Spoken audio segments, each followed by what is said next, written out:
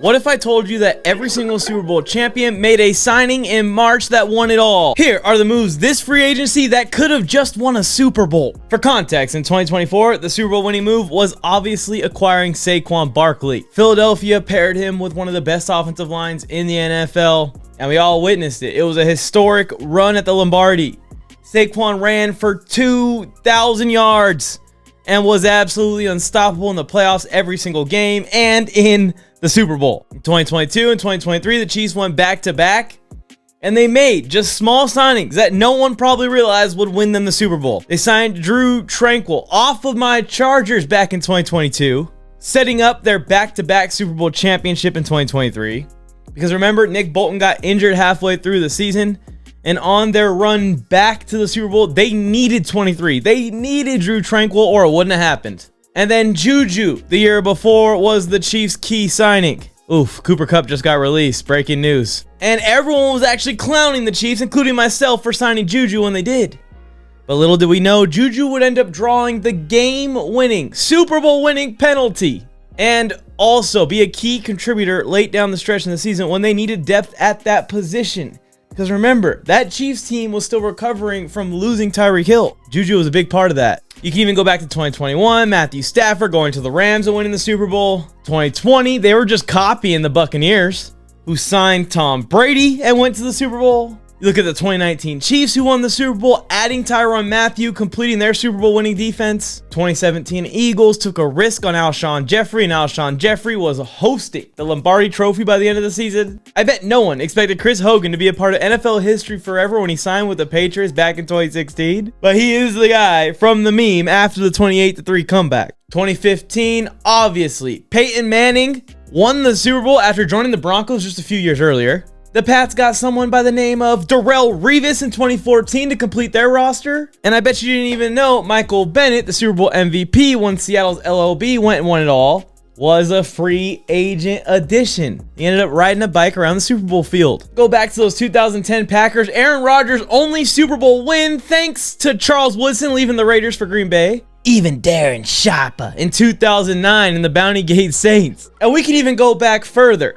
How about the Colts getting Adam Vinatieri to leave the Patriots and be the guy to kick them game winners in Indy? Or in 2001, 2003, and 2004. The Patriots won all of these Super Bowls. You think it was a coincidence that in those off seasons they added Rodney Harrison, Bolt up, baby, Corey Dillon, and Mike Vrabel? Deion Sanders was going back and forth between the Cowboys and 49ers and winning Super Bowls throughout the 90s. You can even go into the 80s, where Washington took a chance on Doug Williams, breaking barriers in the league forever. Or 1983, when Jim Plunkett brought it home for the Raiders, and Lance Altworth won a Super Bowl. Just not with the Chargers, with the Cowboys. And we're going to get into some of the moves this year that won this year's Super Bowl. But first, if you've never met me before, hi, I'm NFLmike, an NFL content creator that creates NFL content 24 hours a day, 7 days a week, and twice on Sundays.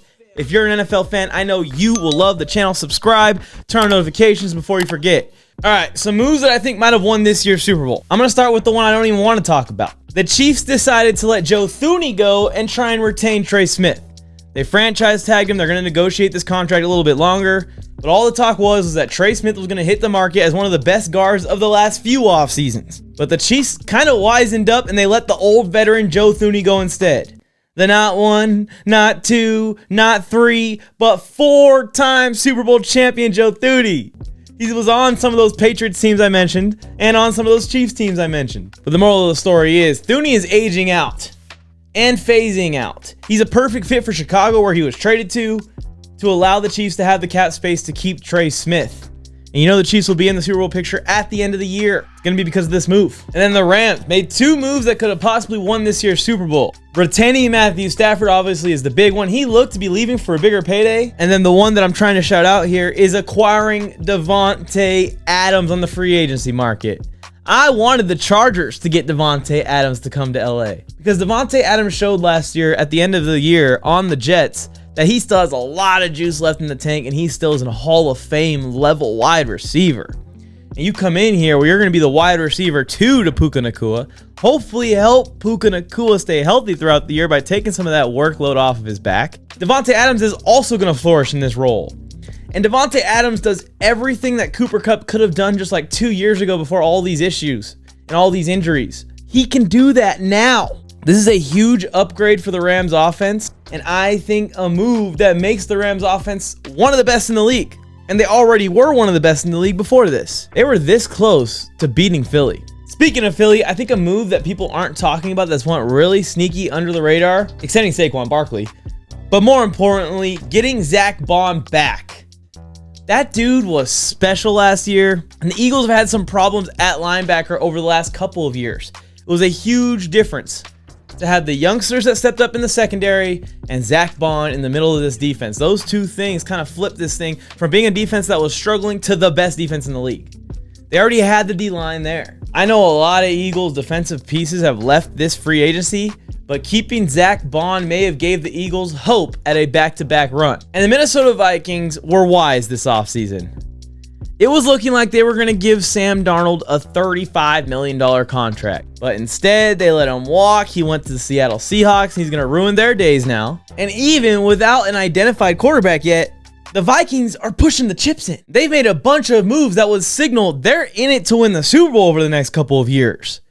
And to me, that means that they are trying to get Aaron Rodgers to come to Minnesota and relive that Brett Favre storyline all over again. I doubt Aaron Rodgers wants to go through that, although it would be great for content. And another move, really an all-in move here. Commanders, not only trading for Deebo Samuel, I liked that move, but I love the move trading for a left tackle and getting Laremy Tunsil in here. Not only does Tunsil lead the stoner movement across the NFL, but he has been an all-pro level left tackle for years. And just something didn't click in Houston on that side of the offensive line last year. They struggled mightily. I highly doubt that the all-pro left tackle just all of a sudden started to suck. I highly doubt that it's Tunsil's fault. This guy has been surrounded with trade rumors his entire career.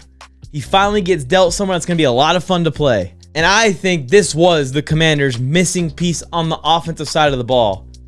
They're going to be able to run and pass the ball even better next year, and I don't even know how that's possible. This is what you do, Magic. This is what you do. NFL teams around the league take notes. The Chargers need to take notes.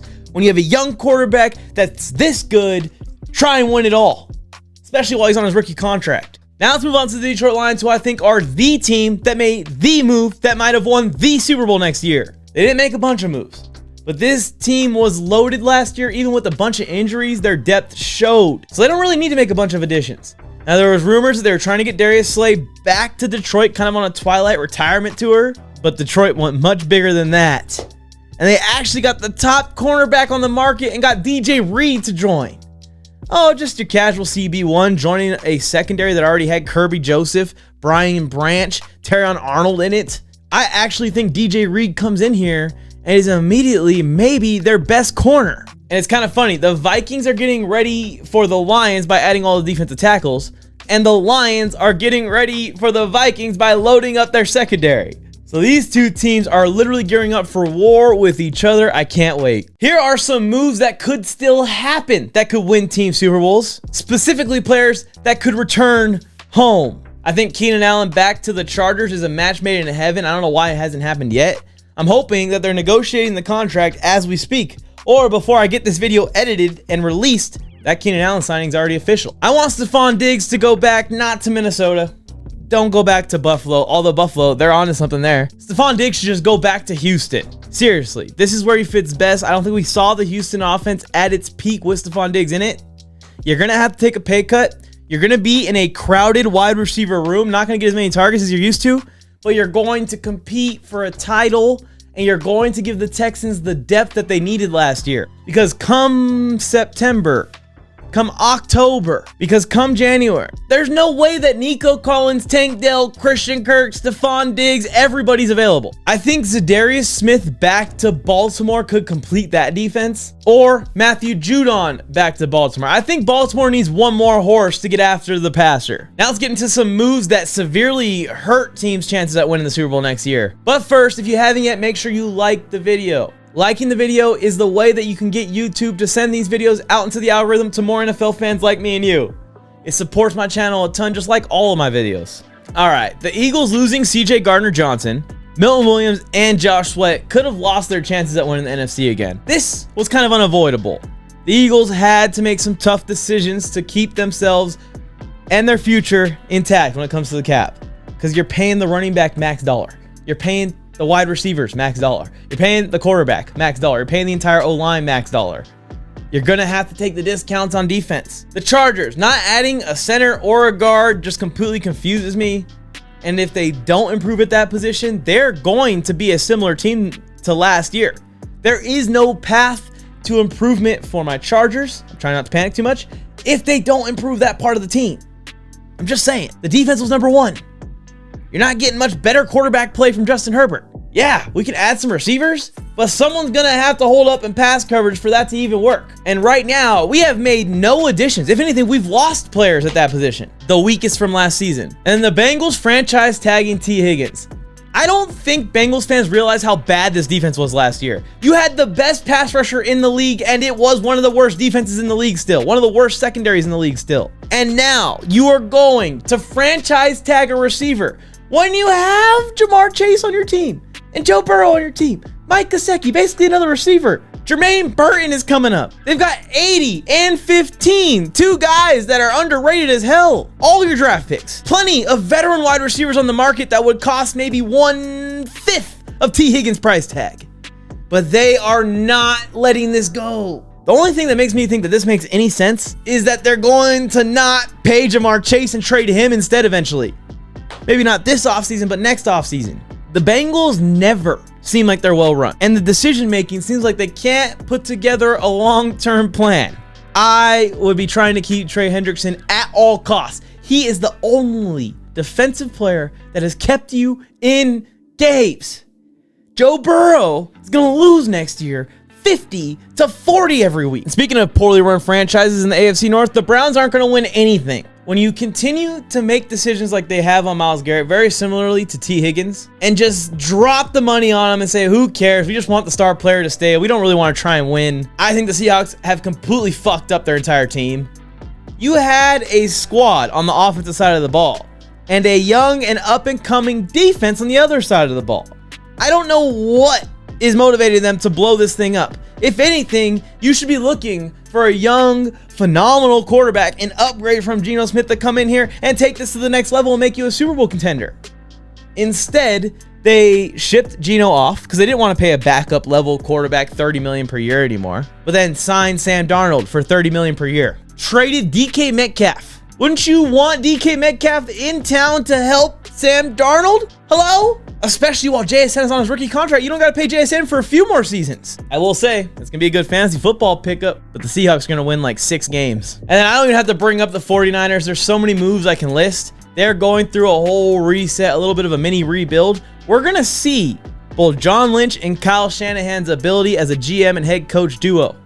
Because if they can keep the 49ers competitive and keep the 49ers in the NFC picture despite this reset, I think that the 49ers can justify keeping these guys as kind of franchise management, because this offseason has been a bloodbath. They haven't even re-signed Brock Purdy yet. That's every move that I think affected next year's Super Bowl. Don't forget to subscribe to the channel. We're trying to get to 20,000. Every one person counts. Like the video. It supports my channel so much you guys don't even realize it. And then comment some of the moves that you think might have affected this year's Super Bowl. But what will happen, I guess sooner rather than later, the ball definitely won't lie. Chargers, we need Keenan Allen back. We need him bad. Bill Flames, I'm with Mike on the mic. With something brand new, one time for your mind. He gave you fair warning.